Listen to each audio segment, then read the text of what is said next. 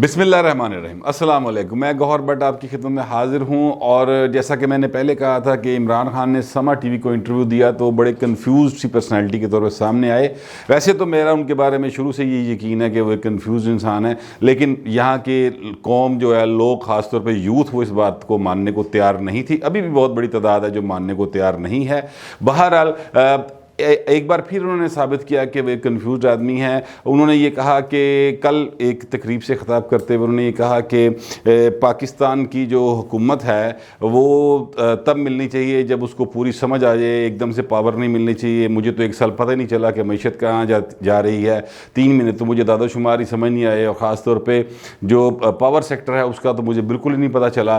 तो इस किस्म की उन्होंने बातें की, जबकि इससे पहले उनके दावे जो थे वो मैं थोड़े से आपको याद दिलाना चाहता हूँ। उन्होंने दावा किया था कि 2013 के जब वो इलेक्शन हार गए तो उन्होंने कहा कि अल्लाह का शुक्र है कि 2013 में हमें जो है वो हुकूमत नहीं मिली, क्योंकि हमें तो पता ही नहीं था क्या सूरत हाल है। लेकिन अब 2017 में उन्होंने ये बात की थी कि अब चूँकि हमारे पास 4 साल का तजर्बा हो गया है खैबर पख्तूनख्वा की हुकूमत को चलाने का, तो अब जो है ना बहुत अच्छा होगा। उन्होंने कहा जी कि फिर 200 सिर्फ लोग चाहिए, और 200 लोग आएंगे तो मुल्क यूँ उठेगा, यूँ तरक्की करेगा। फिर उन्होंने ये भी दावा किया कि मैं जो टीम बना रहा हूँ, मुझे टीम बनानी आती है, मैं ऐसी टीम बनाऊँगा कि एकदम तब्दीली आएगी, और आप देखेंगे कि दुनिया में, पाकिस्तान की तारीख में कभी ऐसी जो सी टीम नहीं बनी होगी। इस तरह के उन्होंने बहुत सारे दावे किए। और नौजवान नस्ल चूँकि 18 साल की उम्र यहाँ पर वोटर्स की है, और 18 साल का जो बच्चा है उसको ये दावे, ये बातें बहुत अट्रैक्ट की, और उन्होंने बहुत बड़ी तादाद में वोट डाला। हमने भी देखा, आपने भी देखा होगा कि वालिदैन जो हैं वो कहीं और वोट डाल रहे थे, और जो नौजवान थे वो तहरीक इंसाफ को वोट डाल रहे थे। तो हर घर में एक लड़ाई का सीन था कि जो सा ना जगह जगह बहस हो रही थी कि जनाब बाप कहता था कि नून लीग को या पीपल्स पार्टी को वोट डालना है, और जो बच्चा था वो कह रहा था जी मैं तो तहरीक इंसाफ नहीं पाना। तो वो बहरहाल हुआ ये, और फिर कुछ RTX ने अपना काम दिखाया। RTX हमारे जो इंतखाबात थे उनमें RDX का उसने काम किया, और नतीजतन ये हुआ कि फिर एक सुनामी यानी तबाही के तौर पे ये हुकूमत सामने आई। और अब हाल ये है कि 2.5 साल गुजरने के बाद वो कह रहे हैं कि मईशत का हमें जो सा है वो 1 साल पता ही नहीं चला। तो मैं आपको ये दावे से कह सकता हूँ कि उन्हें अभी भी नहीं पता चला कि मईशत होती क्या है, क्योंकि उन्हें मईशत लफ्ज़ कहना ही नहीं आता, वो माईशत कहते हैं। पता नहीं किस तरह का लफ्ज़ बोल देने उनको, वो पता नहीं, शायद वो चूँकि सारी ज़िंदगी इंग्लिश मीडियम पढ़े हैं तो इसलिए शायद उन्हें ये लफ्ज़ नहीं कहना आता। लेकिन बहरहाल उन्हें ना ये लफ्ज़ कहना आता है, ना इसका अब तक कोई समझ आई है कि किस तरह से चलनी है। वो कहते हैं कि हमारी टीम नहीं थी जी, हमें पता नहीं चला। अब भाईजान, आपकी टीम में जो लोग आपने इधर उधर से तोड़े, परिंदे जो उड़ रहे थे, उनके पास मतलब दहाइयों का तजर्बा है हुकूमतों में रहने का। मिसाल के तौर पे फवाद चौधरी साहब बड़े करीबी थे परवेज़ मुशर्रफ के, फिर जरदारी साहब के बड़े करीबी रहे। उसके बाद फरदौस आशिक अवान साहबा काफ लीग में भी रहीं, पीपल्स पार्टी में भी रहीं, और अब आपके साथ भी हैं। पीपल्स पार्टी में तो ये मिनिस्टर भी रहीं। शफकत महमूद साहब ये भी बड़े सीनियर सियासतदान हैं, बड़े एक ब्यूरोक्रेट रहे, उसके बाद सियासत में आए। बड़ी लंबी इन्होंने इनिंग्स हो गई इनकी खेलते हुए।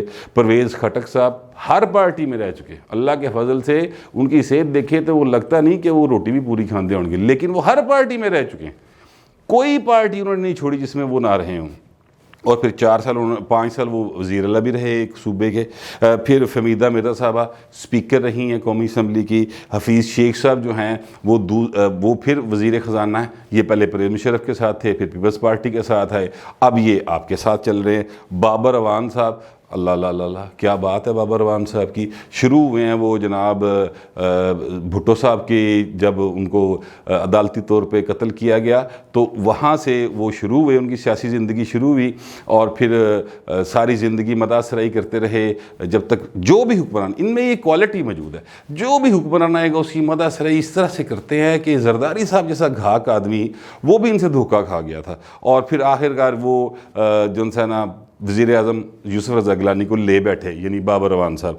फिर हफीज़ शेख साहब को देख लें, फिर बाबर अवान, ग़ुलाम सरवर ख़ान, ये भी अल्लाह के फजल से हर पार्टी में रह चुके हैं। और उमर अयूब साहब का तो खैर दादा जो था उसको तो आप बड़ा मानते हैं कि जी वो जनरल अयूब साहब के दौर में बड़ी तरक्की हुई, तो उनको तो ख़ानदानी तजर्बा है ना कि वो मुसलसल जो सा वो हुकूमतों में रहते रहे हैं, नून लीग में रहे, काफ लीग में रहे, फिर आपके साथ हैं। तो ये सारा सिलसिला जो है इन इतने एक्सपीरियंस लोगों के होते हुए भी आप हुकूमत को क्या अब 2.5 साल बाद कहते हैं कि मुझे मईशत की समझ नहीं आई, जबकि मैं आपको बताऊं पहले यही खान साहब थे जो कहते थे अगर टीम का लीडर ठीक हो, अगर कप्तान ठीक हो तो नीचे किसी की जरूरत नहीं, वो सब ठीक हो जाएगा, तो मैं ठीक आदमी हूँ। तो आपने अपने आप को जनाब ठीक आदमी के तौर पे पेश किया था, और अब इतनी जो सी ज़बरदस्त टीम आपके पास मौजूद, जो मैंने नाम गिनवाए, उसके बावजूद आपकी कारकर्दगी सिफर नहीं बल्कि माइनस में है। तो अब आप ये लेम एक्सक्यूज़ दे रहे हैं कि सानू भाजी तुसीं चंगा नहीं किया, असीं जित्तिया नाल ही हुकूमत देती, सानू अमरीका वांगर पहले 3 महीने की ट्रेनिंग देनी चाहिए थी। ओ भाईजान, तुसीं पाकिस्तान च इलैक्शन लड़े, तुसीं अमरीका च इलैक्शन नहीं सी लड़े। आपके जहन का एक आदमी जो है वो आया था अमरीका में और उसका नाम था ट्रंप, और ट्रंप ने जो अमेरिका का हाल किया है, सारी दुनिया उसके ऊपर इनसे थू थू करती रही। और अगर आप अमेरिका में भी चले जाएं तो ट्रंप से ज़्यादा बुरा हाल करेंगे जो आपने पाकिस्तान के साथ कर दिया है। बहरहाल जो भी ये आप लेम एक्सक्यूज़ दे रहे हैं, जो भी आप यू टर्न ले रहे हैं, जो भी, बल्कि यू टर्न के आप तो दायरे के सफ़र में अब आप तो राउंड अबाउट बन चुके हैं। इतने यू टर्न लिए हैं कि हूँ तुम आप ही चकरा जाएगी हो कि मैं कह की रहे हैं तो कर की रहे हैं, समझ नहीं आ रही। कौम तो खैर चकराई हुई बेचारी, पहले ये अंडा चीनी आटा किसी चीज़ का रेट काबू च नहीं आ रहा। तो आपकी जो आपने जो अपना हल किया है वो बहुत अच्छा किया, यानी आपने अपना 300 कनाल का घर जो है वो 12 लाख में लीगलाइज करवा लिया। यहाँ पर कमाल ये है कि जिस दिन ये काम हुआ कि इमरान खान के जो 300 कनाल का घर था उसको 12 लाख में लीगलाइज किया गया, उसी दिन पाकिस्तान के हर अखबार में एक बैंक की तरफ से ऐड आया हुआ था, उसमें नाम लिखे थे लोगों के और साथ आगे उनके शनाख्ती कार्ड नंबर थे, और ये वो लोग थे जिन्होंने 1 लाख रुपए तक का कर्जा लिया हुआ था। उनको पब्लिश कर दिया, उनको सारी दुनिया में बदनाम कर दिया कि ये इन्होंने हमारे पैसे देने हैं उस बैंक ने, और आपने 12 लाख में अपना जो सा है वो घर 3 अरब या 4 अरब का जो इस वक्त उसकी मालियत कम अज़ कम होगी उसको आपने लीगलाइज करा लिया। तो ये जब तक मेयार कायम रहेगा कि हुक्मरान के लिए कानून और होगा और आवाम के लिए कानून और होगा, तो उसके नतीजे में फिर पाकिस्तान जो है या कोई भी मुल्क जो है, कोई भी माशरा जो है वो इसी किस्म के हालात से दो चार होगा जिस किस्म के हालात से इस वक्त हम दो चार हैं। अब मैं ये समझता हूँ कि जो इनको लाए वो भाजी है ए तोहफा वापस लाइयो, रब दा ना जे, ये पाकिस्तान साढ़े सारियां दा है, इसके साथ इस तरह जुल्म ना करें। हम लोग जो यानी जो वर्किंग क्लास है वो इंतहाई तंग है, घर चलाना मुश्किल है, अब तो सांस लेना भी मुश्किल हो गया। वो वैसे कोरोना की वजह तो है, लेकिन बहरहाल हालात जो हैं वो काफ़ी ज़्यादा तंग हो गए हैं गरीब आदमी के। और ये ना हो कि अब तक तो लोग बददुआएं दे रहे हैं, कल वो पत्थर उठा ले, उस वक्त से पहले इस भाई का कुछ कर लो। मेरा तो यही मशवरा है, बाकी ताड़ी मर्जी। अब तक के लिए इतना ही, मिलते हैं अगले व्लॉग में।